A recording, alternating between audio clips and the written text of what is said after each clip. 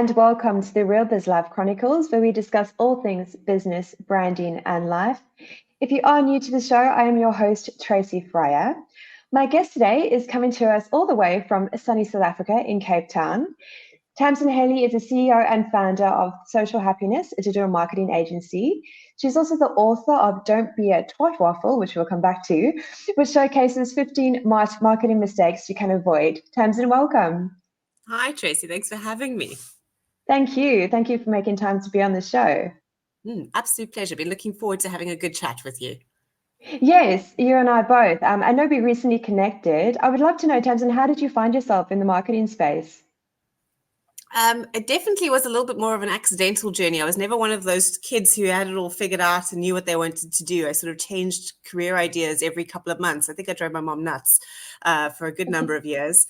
Settled on wanting to be a vet probably for the longest period, a couple of years, and then decided that wasn't quite where I wanted to go.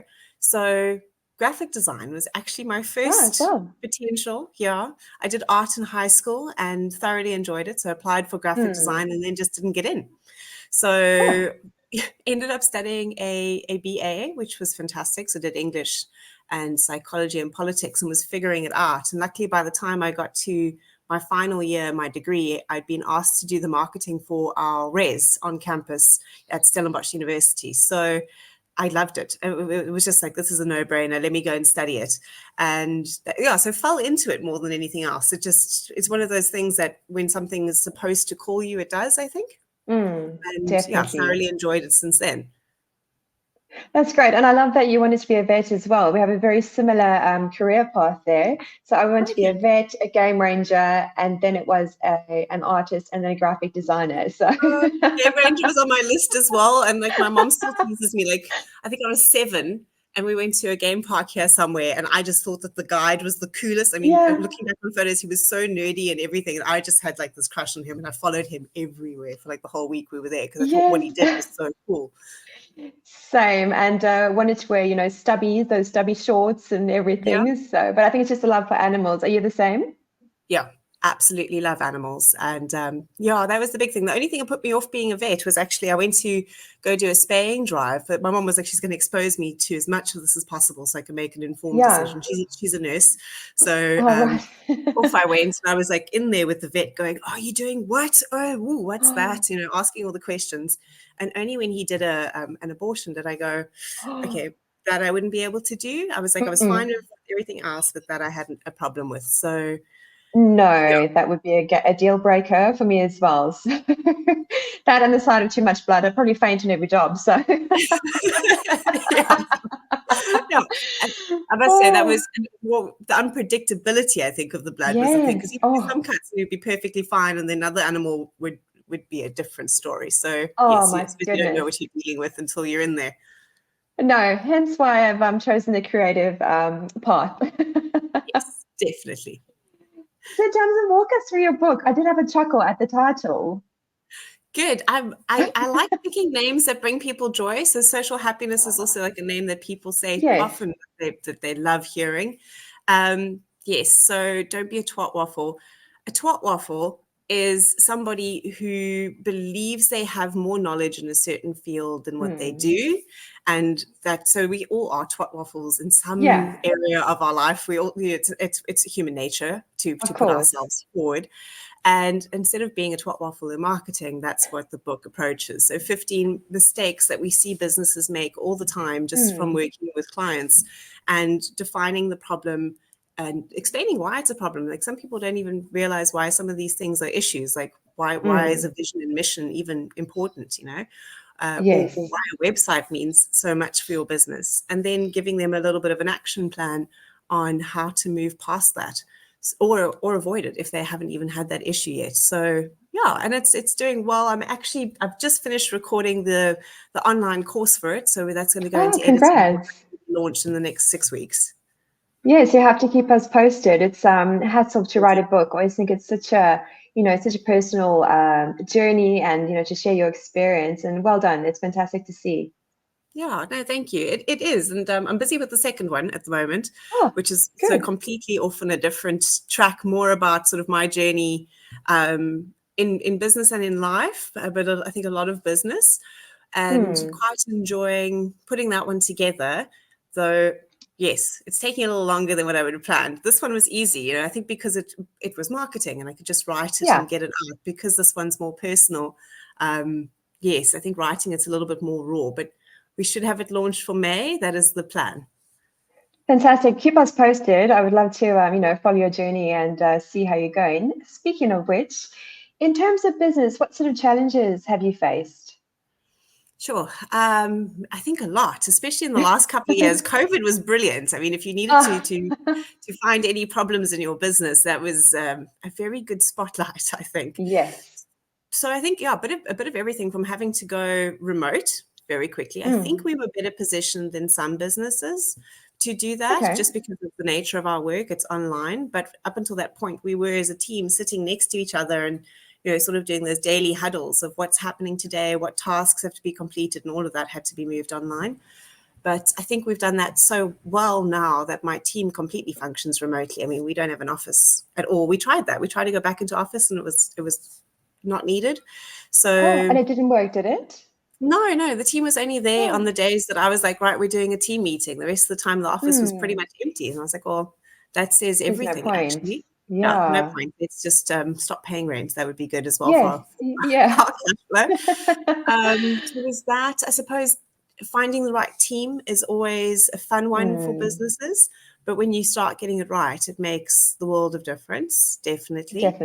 And I think clients who don't necessarily understand all the ins and outs of marketing, or that they're investing in something rather than just having marketing as an expense. But again, I think that's where the book came from, and going, right, let's address all of these things and sort of just, look at how people can build their marketing for their business, which works for their business, not as a separate entity, because we also discovered that I'm paying you money to make it happen. It doesn't work that way, unfortunately. We need to know what's happening in your business.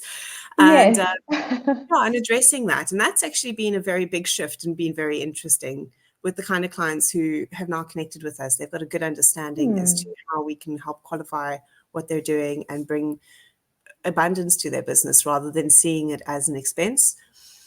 I'm trying to think, what other kind of problems have we had? We did a very interesting experiment last year, which also could help us highlight a couple of systems and processes gaps, which was moving on to a 4-day work week as a team. So, so suddenly we were relaying team members. So we're open 5 days a week, all business hours, but we've got a team on at all times, depending on the days. So it's always just making sure that there was no tasks being dropped, that the clients are always going to be looked after, that they didn't feel that suddenly we were out of office the whole time, those sort of things. That was an interesting one to handle, but we're still functioning fully as a 4-day week business. And our clients are happy and are well looked after. So it was a good one. And you find it's been beneficial? Yes, so that's been an interesting one. If you look at the global stats on it, because the movement's been running since 2019, and they've 95% of all the businesses that have taken part in it since then have decided to keep it going. So that, I think, says a lot. And experienced not only a decrease in sick days and staff turnover and things like that, but either report a neutral effect on their bottom line or an increase in profits. And we saw that. We saw a huge increase in profits in just the 6-month period that we did it. That we trialed it. I mean, we're still doing it. So, and it's been amazing. And I think for creatives, it's been very, very good for that extra time off, because our brains definitely function better when they're not under pressure. Totally. The creativity in the team has gone up. So it's been fantastic to see that result, actually. Yeah, that's great. I can definitely relate to what you're saying. As a creative, you do need that downtime to kind of, enjoy being out in nature or doing your other things that make you tick. So it's really good to know that works. I might give it a go. Yeah, definitely. I mean, those spaces where your brain just comes up with really good ideas. Mine tends to be 20 minutes into a car drive. I don't know why, but that seems to be maybe how long my brain takes to switch off from what I previously was doing. So it almost creates more of those moments. Like you say, go for a walk, be in nature, more time to do things. Yeah. Yeah, it's I'm the same with the car or otherwise in the shower. I'm like, I have my great ideas in the shower anyway. Or yeah, shower. But the shower's got to be a long enough shower. Again, it can't just be a functional shower of in and out. Yes. Or a bath, a good long bath. That's Yeah. also great space. Yeah, just where it kind of stop, I guess. So it have to be a hair wash and shower. So Yeah, that's definitely where a couple of good ideas come up. yeah. And in terms of your own well-being, Tamsin, is there any practices that you have in a daily routine or anything you do on the weekends to kind of help yourself reset? Because as business owners, our minds tend to go all the time. Yes, no, definitely. I find I enjoy a 5 o'clock wake up, and it's taken Mm, me a little bit of time to get into that practice. It wasn't just yeah. I'm not a particularly good morning person, but good things about 5 o'clock. Everybody else is still asleep, so I can have a quiet Yes. cup of coffee. That I Mm. find helps. So my son now seems to be waking up at 5:15 for the last Oh, couple of days. I'm not sure what's happening, but we'll deal with it. yeah, he's cottoned Quiet on. Guys cutting down the mom's awake, definitely. Mom goes, that's lovely to see you. Make yourself breakfast. I'm going to work out now because that's it. I'll do a cup of Yes, coffee and then I do just a bit of workout at home. I great. find that really sort of sets my day up well. If it's a Hmm. good day, so I mean, right now the wind is howling outside, so I'm not going to go for a walk today. No. But maybe this afternoon it looks like it will drop. Um, so that, and then I do kickboxing and Krav once Awesome. a week, which I thoroughly enjoy. That makes a big Hmm. difference. And I've just picked up surfing as well. So on Oh, Friday mornings I'm surfing, good which has on been you. so good. Yeah, and I mean the Cape waters are pretty cold. I remember the one time I tried surfing, it was so freezing. Yeah, no, it's not the warmest. I think we've actually had fairly good temperatures at the moment. On the upside, Oh, apparently, good. so apparently now heading into winter, as we head towards it, the water gets warmer because the current shifts closer to the Right. coast. I'm like, that's Mm. wonderful. The problem is the air when you come out the water, because that's going to be Yes, freezing. definitely. And you guys also have a lot of sharks, don't you, like Perth? Yeah, we do. So, yeah, the Great Whites travel between us and you, I basically. think It's so. the migration pattern. I think so, yes, 100%. Hence why I only go up to ankle height water. That's as far as I go. Yeah, no, I'm quite happy with the board at the moment where, I mean, I'm deep enough to jump onto it to catch my wave. I'm not sitting with my legs Yeah. dangling off it in, on that a little deeper in. Yes. That's coming. But yeah, it makes me a little nervous with sharks and things like that. We luckily don't get a lot of attacks here where we are. Mm. The Musenberg Beach, which is probably about 40 minutes to 40 to 60-minute drive from here, that's quite well known for sharks in the Yes. water. But they've got very good sort of shark spotters out that way as well. Right. We need a lot of those when I'm swimming. Yeah, no, exactly. They're very active that side, which is great. Good. Um, Oh, and Tamsin, let's talk marketing and branding. So I always, try and explain the two to clients in that, marketing is like asking someone on a date, and branding is the reason they say yes. I'd love to know your take on it. I completely agree with you. I often, especially let's just quickly like reset there. No stress. When I'm clearly very excited, I have to get tongue tied.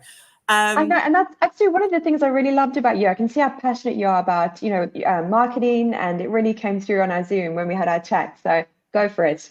No, thanks. So, especially with digital marketing and social media, that whole analogy to dating is exactly what I use when I'm talking to clients about it, because a lot of people come to us. I mean, are not even touching on branding, but then bringing sales into the Mm, conversation because they tend to come to us because they need more leads, they need more sales, and mm. explaining the difference between marketing being exactly that, the dating. And I love that the branding is the reason you say yes. So it's like, this is how I look. So this is why you say yes to this. That's a very good way to describe it. But the sales process or asking for a sale is very much like asking somebody to marry you. Mm. And as business owners or as people responsible for businesses and brands, often we can get a little bit like, will you marry me? Will you marry me? Will you marry me? And I'm like, we need to avoid this space. It needs to be a little bit of, hey, yeah, this is who I am. Would you Yes. like to go on a date? Get to know me a little bit. This is how I do things. Mm. Um, and then, once you've got the relationship, then the sales call actually lands a lot better. So, yes, that's what we try to do. Make businesses relatable, educate people on how they do business and what pain points they answer for people, because we really do only view life through our own lenses and what's going to qualify our life. And we're only going to spend our very hard-earned money where it makes sense for us. So knowing the target market and being able to appeal to that person makes the world of difference. And yeah, very much like dating. Again, I mean, you can't arrive and be talking to a jock, right? But trying to discuss Stephen Hawking's theories with it's not going to connect. So you've got to always work with the person in front of you. Yeah, and I try to break it down, like if you think of your visual identities, that's your logo and your brand style guide. Like, for ladies, if you rock up, no makeup, no hair done, well, that's like having no brand style guide. So it kind of just makes it a bit more tangible, because I know both with marketing and branding, sometimes business owners, their eyes glaze over. They think, oh my goodness, I've really tried to break it down in those sort of steps. But yes, completely like dating. Yeah. And so what would be the first step you would take a client through if they are thinking about, looking at their marketing strategy? What would be the, series of events they go through? First thing I actually really like to do is having a conversation with them, just to find out where they are in business and going, tell me about you. You're the professional in your industry. You know this. That's why you're running the business. So let's go step by step. Explain to me what you do. What does your product range look like, or service range? And then very importantly, what are the goals? What is it that you're looking to achieve? And then working with them on that, because sometimes it's not very well defined, or it's maybe too big too soon, and we've got to deal with that sort of step by step. Reason being, because I mean, sometimes we run into issues on the marketing side because the business itself isn't ready to actually turn on the flood that they could receive. We've had that with a company before, where their production couldn't keep up with what was coming in from just Facebook, never mind the rest of the channels. And we want to avoid that. So a good understanding of the business is important, and then coming up with a plan that works for them based on who their target audience is. Very much don't believe in having all the platforms set up, especially for small to medium businesses. They'd rather be more effective, and agreeing on a plan and going, right, this is what we're going to do. So if at that point the business wants to engage with us, we actually go and develop a full strategy where we do the background research for them. We look at what's happening in the macro and micro environments, as well as their industry. What are their competitors doing? We do a SWOT analysis on them, especially as in regards to how they present to the public, and sort of point out where things can be fixed, where we need to highlight their strengths. And we do some goal setting in that as well, so that we've got something to measure against when we're reporting back to them, rather than just, oh, look, I mean, a whole load of people saw your stuff, and brand awareness was something that we were working on. No, we actually set nice goals, so that we've got something to measure and go, okay, in 3 months' time, we want to have achieved this. In 6 months' time, we want to have achieved this. And they sign off, and then we start with content creation and channel management for them, basically, and report back and have good conversations with them. We love working alongside our clients and with them. And I think there's a sweet spot between building a good enough relationship with them that they trust you to manage this process for them, but have them involved as well, so that they don't feel that it's something that's not controllable anymore, or that they don't have access to us to ask questions. That's a big focus for us, is making sure our clients are heard and feel safe with us, because it's a long-term relationship, really. And something really important that you mentioned earlier, and I've always tried to also explain this to my clients, because it's one thing to rebrand your business or to have a marketing strategy, but when you do get that sudden influx of leads, if you haven't got the systems and processes to actually handle it, it can be extremely overwhelming. So and detrimental. Of course, because you just don't know what to do with yourself. Like, I mean, what we've done, like in terms of branding and marketing, is obviously working. But if the business hasn't got that structure, it can be really, really overwhelming. Did you say you had a client that happened to?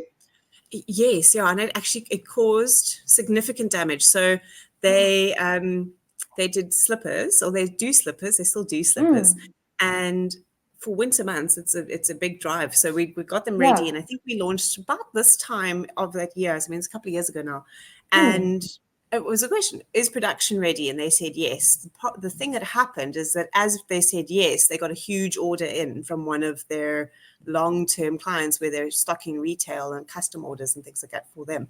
So it had been open, and then suddenly this order came in, and that crashed their production when all of a sudden all these leads were coming in. So we had to turn the marketing off, But it caused so much damage that the next winter season, all of their competitors were using wording like, we have stock. Oh, my goodness. Order and it will be delivered immediately. And everybody in the industry seemed to know who had failed the year before. And the clients that me on Facebook, suddenly we were having to do a lot of reputational management and apologizing to a lot of people who were getting angry because, well, we're ordering or we now can't order and we really want what you're offering. So yeah, being ready is important. And for that reason as well, now I love working with like the operations managers and businesses so that I know what's happening in the business itself, not just somebody who's in charge of marketing, but who can tell me, you know, actually we're quite quiet right now, or we've got a good amount of orders in, or we've got stock, or listen, we're actually struggling to get these sorts of materials. How do we work with it? So yeah, it's a good space and a good relationship to have in the business. Yeah, definitely. And everything has to flow in that synergy because, like you say, otherwise it throws everything out. Yeah. And that's exactly what we don't want to do when turning on the marketing. It's supposed to help the business, not hurt it. Yes, definitely. And Tamsin, because you're in this space, I'd love for you to share if you've had an example where someone hasn't quite had their branding right. What sort of consequences have you seen thereof? Or do you usually work with someone to get their branding right? How do you go about that situation? Oh, so it's a good question. I think sometimes when we join in the process, the client hasn't necessarily thought about branding very much, and then we're able to step in and help and assist them. Or they've maybe worked with somebody before engaging with us on getting their brand sorted, or they just absolutely love their brand and their look and their feel. I've had to have conversations with a couple of people and just go, that's great that you love your logo. It's 7 years old, though. It needs a refresh. And I'm sorry to say this, but your logo is not about you. And then people get very offended. I'm like, no. And I've I had know the it's your same business. I situation. know it's your baby. But this has to connect with your clients or your potential clients and customers. And so there's often a disconnect there when people love their own logo too much and are a bit blind as to how it could present in the market. The other thing that we've seen is if it's not done correctly, you can completely disconnect from the market. We've worked with some sports supplements, which are very, very, very, very masculine. But a lot of the products that they were actually looking to sell were like a 99-calorie bar. I mean, that appeals to women more than to men. But it looks like, very, very masculine, very structured. Exactly. Take this and it's got creatine in it or something. That's sort of the feeling. And then sort of wondering, okay, but why is there a disconnect? Why are we not getting sales on this? So it makes a big, big difference. You've got to keep your target market in mind, and the branding really, really can make or break that difference as to whether or not it connects with people. It definitely speaking my language. It's like, if we go back to what we were saying earlier, it's like you love your blue eyeshadow, but have you thought about the glitter one? yeah. Or does that blue really go with the red lipstick? Like, let's say, sometimes there's just small shifts that need to be made, which can make a big impact. And color choice being so important. Or your visual communication. And another thing I wanted to touch on was an ideal client. Do you mind to explain to our listeners what an ideal client is and the importance of an ideal client? Yeah, so an ideal client is really somebody that you enjoy doing work with and that you want to work with every single day, not one that you see your phone ringing and you go, I've got to answer the phone and deal with this person. Like, I don't have energy for this. If that's happening, that's not your ideal client. It's the one whose name pops up and you go, yes, oh, great, I get to touch base with them, I get to talk to them, and you feel a little bit excited. So when you can identify that person in your business, that you want to create more of them. And it's important because we deal with people on a daily basis. And the more we want to get out of bed and deal with people who are nice and who connect with us, the better. And then also you're qualifying that person's life. There's a reason why that relationship is so good on both sides. There's a give and a take. And that's what you want in an ideal situation. So it's always tricky, I think, for businesses to go, well, what does that look like? Because we hate saying no to deals or no to purchases as well. But sometimes it just is so much healthier for you and the business to do so. And also one of the things I love saying to people is that by defining your ideal target market, and let's call her Susan, so you know everything about Susan and you're talking to Susan through your communication as well, because that's great. It's a nice clarifying tool with any comms that you need to do.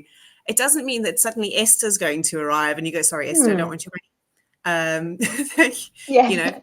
if she wants to purchase from you, you would still take that sale if it worked for both of you. So I feel a lot of people are nervous to ID who their ideal client is because they feel like they're saying no to so much else, and that anybody and everybody who I could do business with space feels more comfortable. But actually, we tend to do better when we know exactly who it is that we want to connect with, how we're clarifying and solving their pain points as well. Because sometimes people have a problem and they don't even know they have a problem, and you get to solve that for them, which is really great.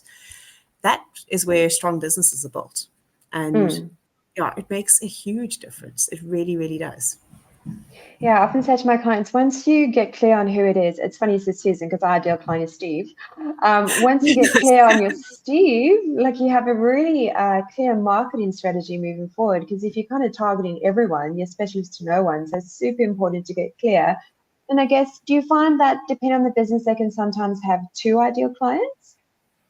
Yeah, no, definitely. It depends on the strategy. So often what I like to do with clients, especially if they're more in like the services industry or a business to business space, is go, okay, who's your end client? How are we going to attract those? And then the other thing I like building into marketing plans is referral funnels for them. So who is somebody that you can go and build a relationship with who's going to keep bringing you ideal clients?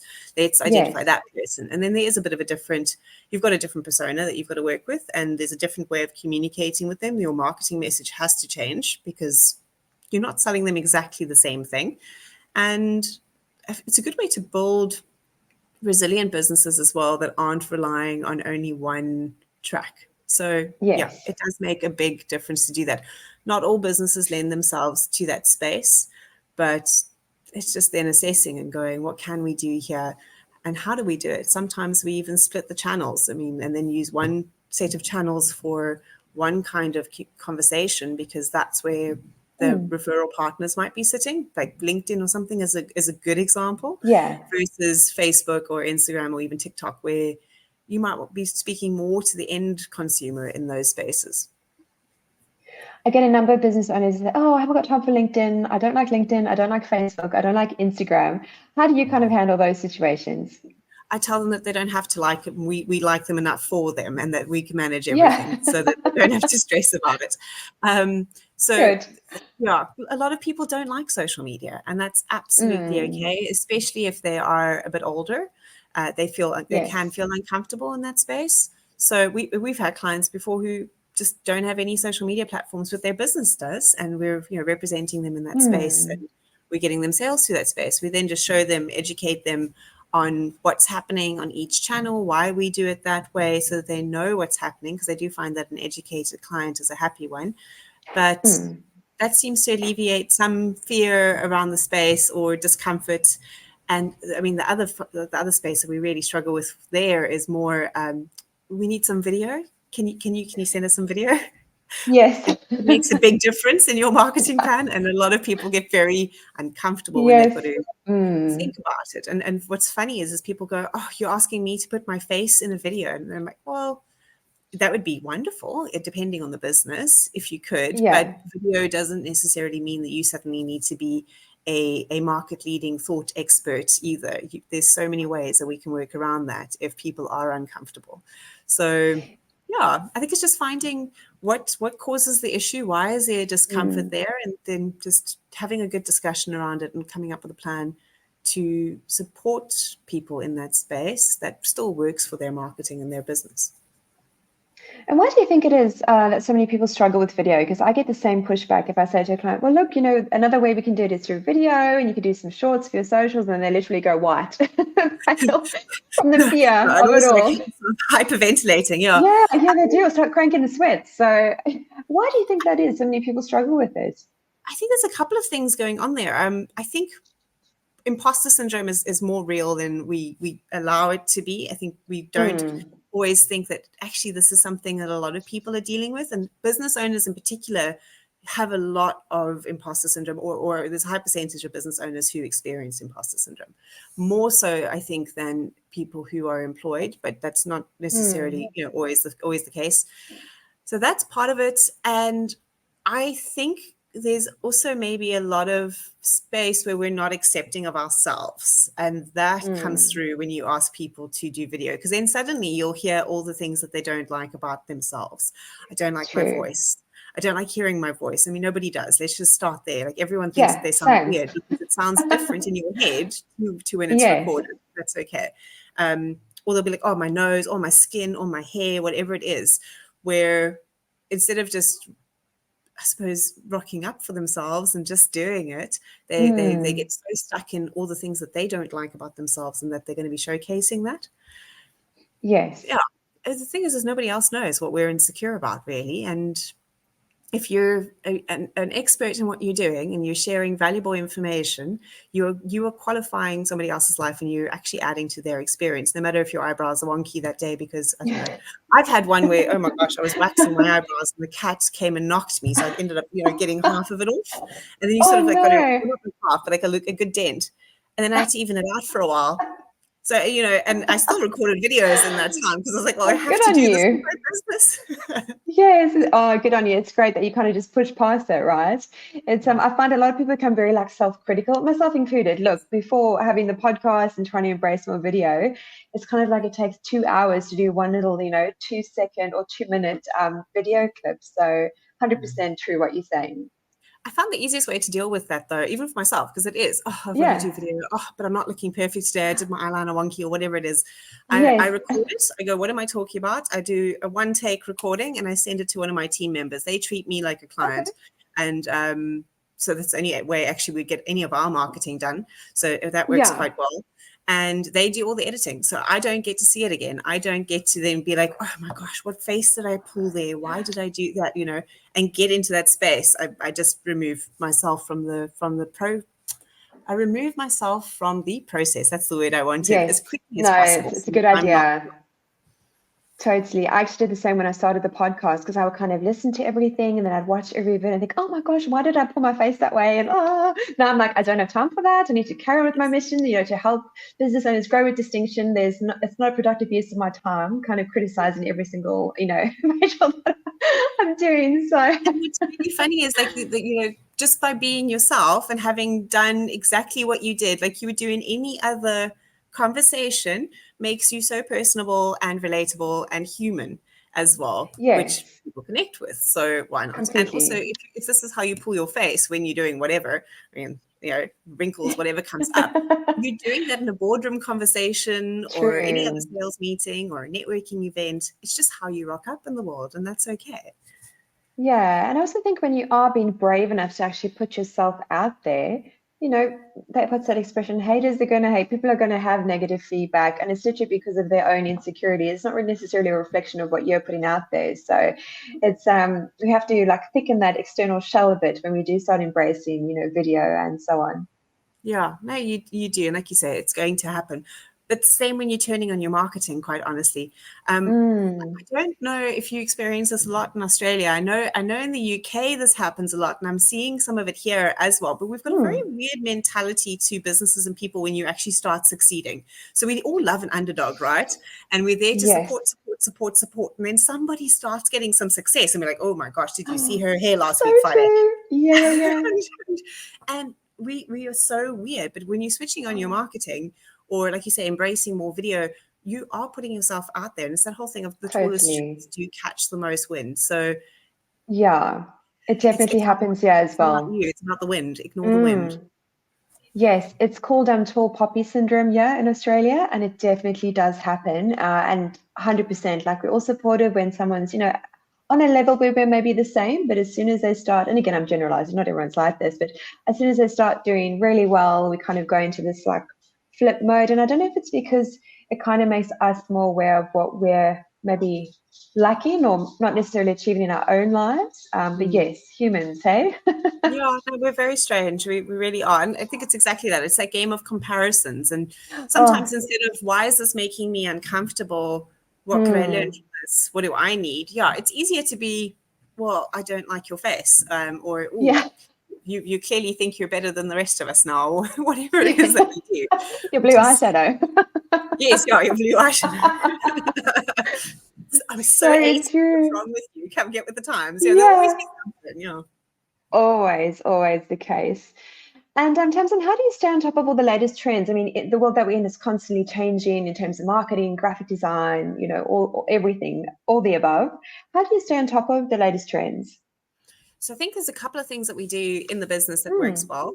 And one of them is that I've removed myself from as many of the processes as possible. So I'm still very much responsible for networking, sales, client acquisition, and overall strategy. So like, I know what's happening in each of my clients' accounts. I'm just not executing the work myself. I've got team members for that. But what that's done is it's opened up time for me to sit and research and test things and play around, which I then bring that information back to the team, and we've got training sessions. So every Wednesday, we actually have a team meeting. We go through current projects, clients, anything that needs to be solved. But then we go, right, so what's happening in the industry? We need to do some testing on this. This is showing some promise. Remember, bring in more video in your reels and things like that when you're doing the content creation. So that works really, really well, having that space to think as a business owner and being able to run from there. But also hiring for skills that I don't necessarily have has also really, really helped. So my team are not replicas of me. They are strong in areas where I'm not strong, so that I've got people catching gaps or trying and testing different things. And also, and this has happened a little accidentally, but it definitely helps. We've got a team we've got 3 different generations in our team. And I think that sort of brings in different spaces. So what I'm finding from like the younger generation, so with Gen Zs, there's a lot of creativity, there's a lot of enthusiasm, they're seeing things differently. The millennials are, so that's like sort of, my age group. I think sometimes that we know best because, social media started when we were young. Yeah, of course. We're stuck on that. But it means that best practice and things that sort of sits there, like what works well, how does that communicate with psychology? So there's almost that space. And then on the older side with Gen X, there's this beautiful, has that been tested? Does it work with the process? Is it working towards the sales funnel? So there's always these different questions and sides coming into the conversation, which also makes a big difference. So even though we see something as a trend, like Threads as an example, when that hit, everyone was like, oh, we've all got to be on Threads immediately. It's proven to not really work too well for most businesses to market there. So instead of getting all excited and jumping on it, we tested, we measured, our team started playing with it, and we had a couple of conversations around it and went, okay, how could we use this for clients? Is that all clients? Is it certain kinds of clients? So working together as a team and having that space to be able to go and research things makes a big difference. Something I wanted to touch on that you mentioned, I think it's great that you have this perspective, is that our team is not like, duplicates of us, and they don't all operate the same way that we do. They actually bring their own, strengths and weaknesses, and I guess together make a really strong team. I think it's great that you have that perspective because I don't think a lot of business owners do. I think it's really difficult, especially when you start hiring team. Like it's a very scary step in any business. I've got to hand over a process. Nobody can do it as well as what I can.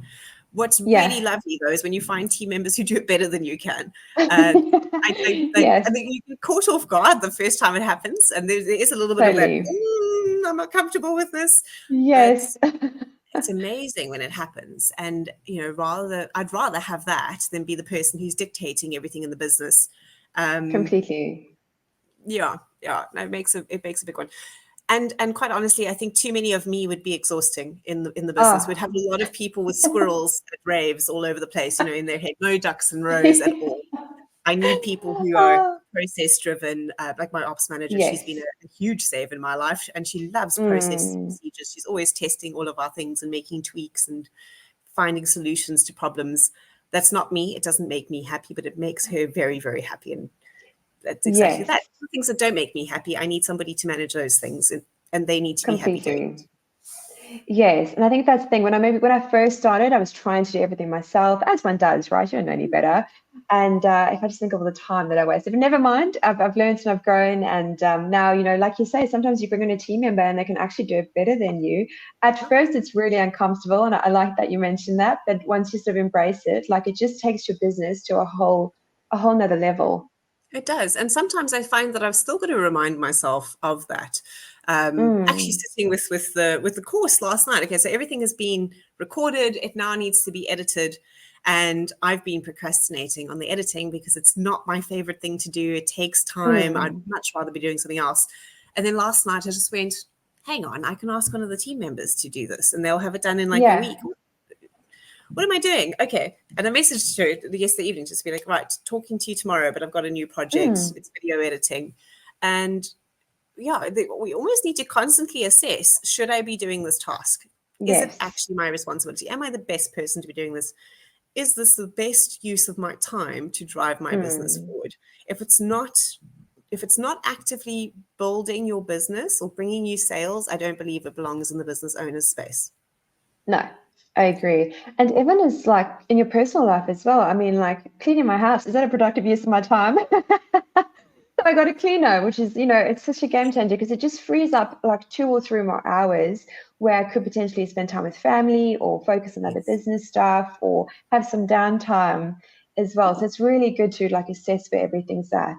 Yes, no, definitely. I know that I'm going to have properly made it as an adult when one day I can effectively hire somebody to be my mother, for exactly like clean the house, do the grocery run. Yes, that's a goal. That's my goal. So when I can rehire my mom kind of thing, that's when I know I'm doing okay. The mom that we want but we don't need. Yes, yeah. Exactly that, so that you can focus on, yes, the business, family time, the relationships that are important, being well balanced rather than completely overburdened with everything that has to happen. Yeah, because I mean, running a house is 100% a full-time job. Definitely. Completely. And Tamsin, have you found as you've grown as a business owner, there's certain things that you would have once said yes to that you now perhaps say no to because you have become more mindful of your time and how precious it actually is? Yeah, I have. I still need to get better at that though. So there are times where I say yes where I shouldn't, but you and me both. I've gotten better at it. And I think one of the ones that was surprising to people last year was we started firing a couple of clients. And they were a little bit upset with us, but it was the one. It was typically sort of for us people who came in, negotiated their price point down, and we said yes. And then the time that you end up spending on those accounts is not relative to how much you're being paid, and that's the one thing you can measure. But the minute we remove them from our client rotation, what to me was so interesting was the energy shift in the team, because you don't realize how much energy it takes when you've got that person who's pinging you the whole time and demanding attention, but is not paying for that time. It's weird how it actually makes the psychology of a team. So that was an interesting experiment. And now in the sales process, I have a list of questions that I go through. And if I'm like, okay, no, we're not going to be a good fit, I actually stop the conversation there and I go, right, this is a long-term relationship. You and I both need to find people that we're working well with. I don't feel like this is a good connect. I'm going to suggest you look at another agency, simply because you need to find someone who can work with you and connect well with you. I've done that with people who, if they miss meetings and they keep rescheduling as well, like after the second time, I'll say to them, sorry, it's either not good for you right now, reschedule when it works for you in the future, because life does happen. Or, this is a communication style that doesn't work for me. And if it's already this chaotic, it's going to be chaotic when we're working with you. And that's not fair to my team.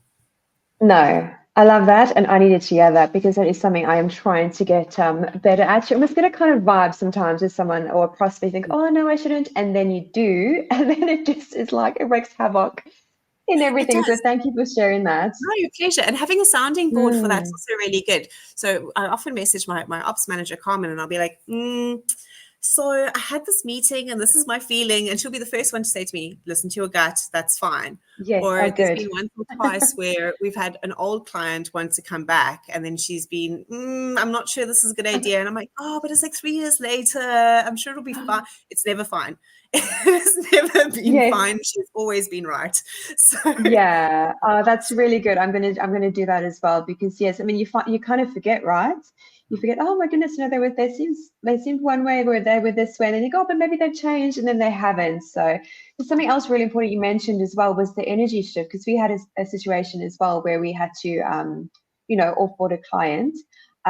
and everything was just a lot calmer afterwards. The overall vibe was better. It can really like disrupt your business when you don't have an ideal Steve on board. Yes. Yeah. We want as many Steves as possible. Steves and Susies.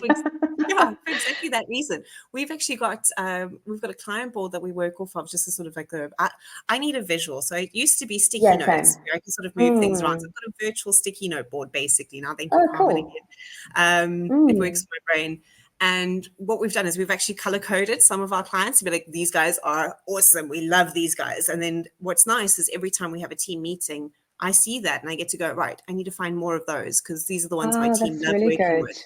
And I don't decide who those people are. I say to the team, who do you love working with? Whose accounts are you really enjoying?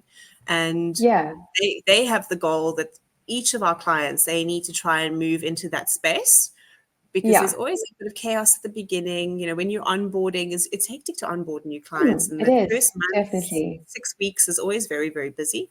But we've got the potential to move all of them into ideal client space as well. So that's their job. And I need to identify more of the ones that they're enjoying working with. Yes. And I guess having that visual, you can kind of, you know, align that profile more as well. And was that just an app that you have, or that virtual sticky board? We're using Miro.com for that. Oh, check it out. Yeah. Yeah, it's a lovely space. And what's cool is everyone can collaborate on it at the same time as well.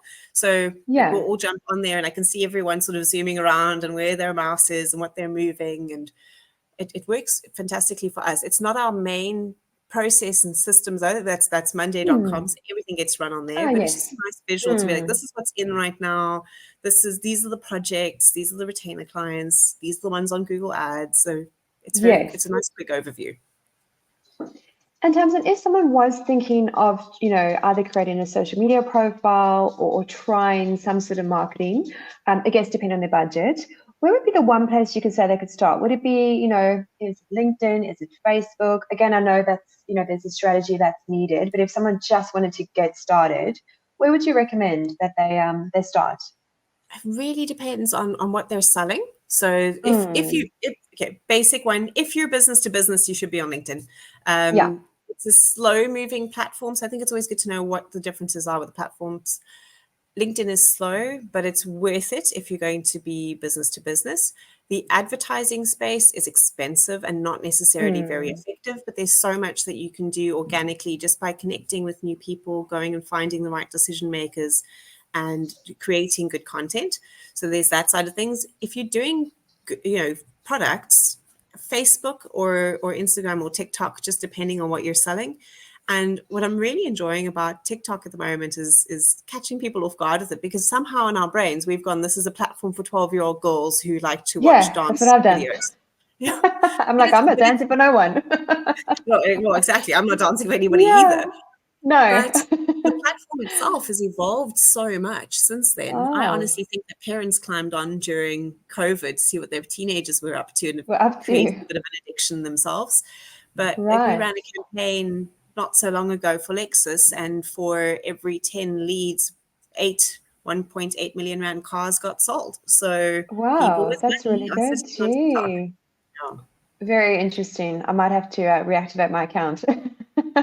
Yeah, no, definitely. I mean, I haven't played with it too much for the digital marketing agency, but with the book publication house that I've started, TikTok is big for book reviews and, you know, the creatives. So it's going to be a space that we need to play in there. Yeah. Well, I think I was last on there maybe a year and a half ago. So maybe it's time to, like I say, reactivate my account. Go see what's happening a little bit. Just set some time constraints. I think yes, boundaries. Boundaries, definitely. It's a rabbit hole. And you can just for an entire evening and not realize what you've done to yourself. Totally. And Tamsin, I believe you're preparing for a TED Talk. I am, yes. So working towards it. I've got 3 businesses at this point in time, actually. So we're doing a change management consultancy, and my business partner on that side and I are actually aiming to do a joint TED Talk, which is quite a nice goal to have. There's very few joint ones. And we're busy prepping our content at the moment and getting some practice in. And then we're going to start getting onto the TEDx circuits here in Cape Town, and then from there build. But it's been a goal now for the last 2 years, but actively on my vision board for this year. And we've got a topic, we've got great we've got some great information and data that we want to share. It's now just packaging it and practicing it and getting over the nerves of doing it, I think, is the big part of it.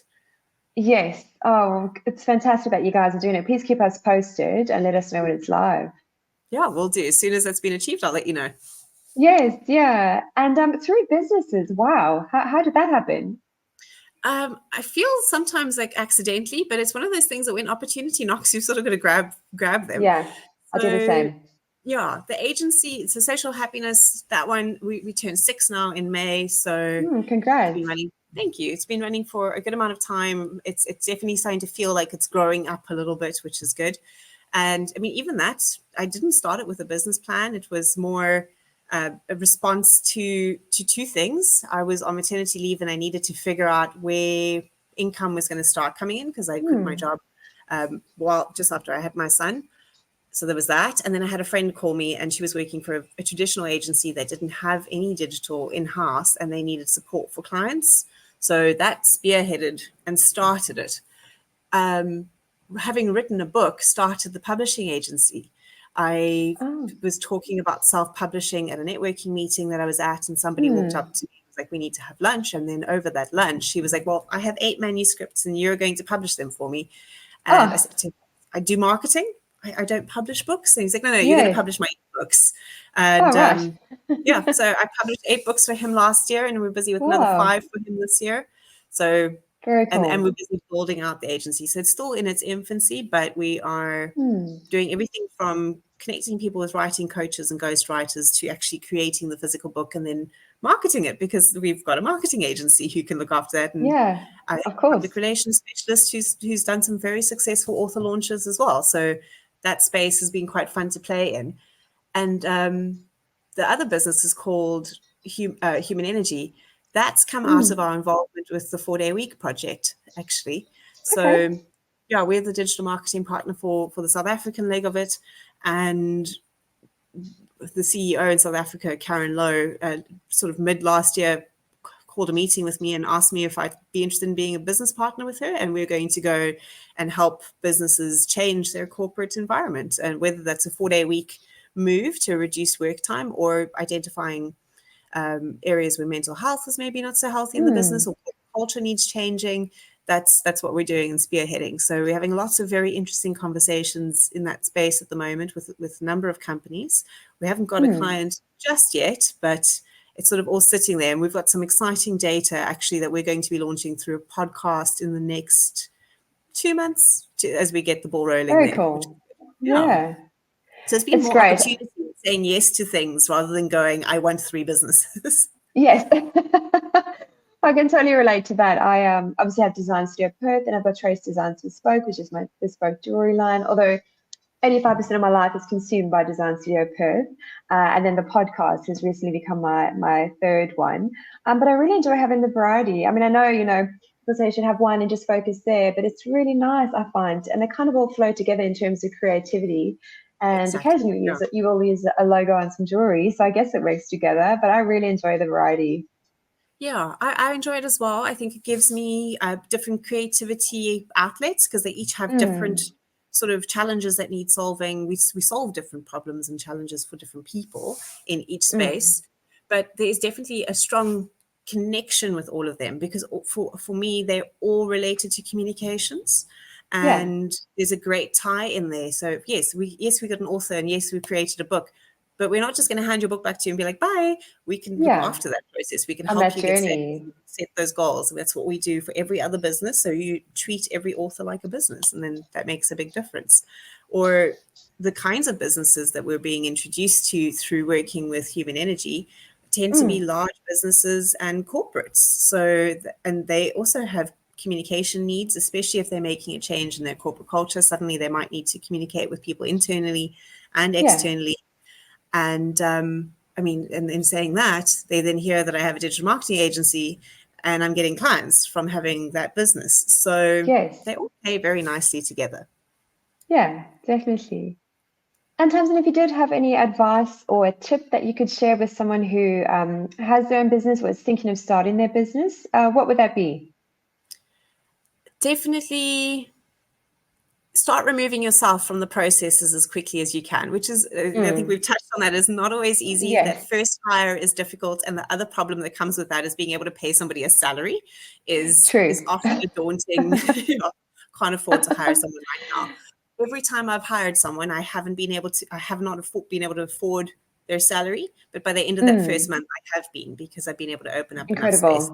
Yeah. And so that's the one thing I've figured out, that when things aren't working in the business, it's because I'm creating a block somewhere. So as the business owner, if you can remove yourself from those processes and actually observe what's happening more and problem solve and spearhead what's going forward, that makes a lot of difference. And I think that that's also where we end up solving a bit of overwhelm, because suddenly you're not in the trenches with everything that's got to happen.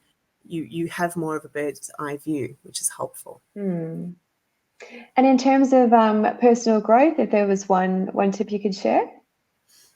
Keep learning. Just never stop learning. Read, listen, ask. We can never know too much. I honestly believe that the day we think we know everything, or the day that we stop learning, you kind of might as well not be here anymore. It's very boring. And you never know what's going to qualify your life or add value and joy to your life if you don't keep exploring for it. And I love learning, because it could be one thing that completely changes your life as well, and for you, it sounds like you've had that journey where, you started with the marketing agency and it's kind of gone from strength to strength and opened up all these other opportunities. And I'm sure it's because you have that growth mindset and you are, like a sponge, constantly absorbing content and learning. Yeah, that and strong relationships. I love meeting people who do exactly what we do, because they might be better in a certain sector. So I think if you can also they're a competition, right? They're there to work with, but at the same time, there is enough business for everybody. I mean, we've got 8 billion people on this planet. And if you're finding that you're not finding clients, it's either your marketing, your messaging, or maybe it's a saturated sector, but then there will be something else that you could do which would bring you success. So it's also sometimes that testing and measuring. And I think people don't like to hear that. Creating a business is a big one, but not all businesses are going to succeed. And that's also okay. You've just tested an avenue and now you know. Yeah, very, very true. And Tamsin, where's the best place for our listeners to go to connect with you? Definitely on social media. So to connect directly with me on Instagram, it's official Tamsin Haley, or on Twitter, it's real Tamsin Haley. But if they would like to follow the businesses, Social Happiness is found on LinkedIn, Facebook, and Instagram. Or I think our website is sometimes the easiest. What I did do is I created one just to bring everything together, which is just tamsinhaley.com. So if you want to be able to have one landing page and then shoot off in whatever direction works for you, that's probably a good space to connect. Awesome. We'll make sure we share all the links in the notes below as well. Well, Tamsin, thank you so much for your time. Like I said, you definitely spoke my language in terms of marketing, and thank you for all you've shared today. Absolute pleasure. It's been so lovely chatting. Thank you for having me. Likewise. Thank you.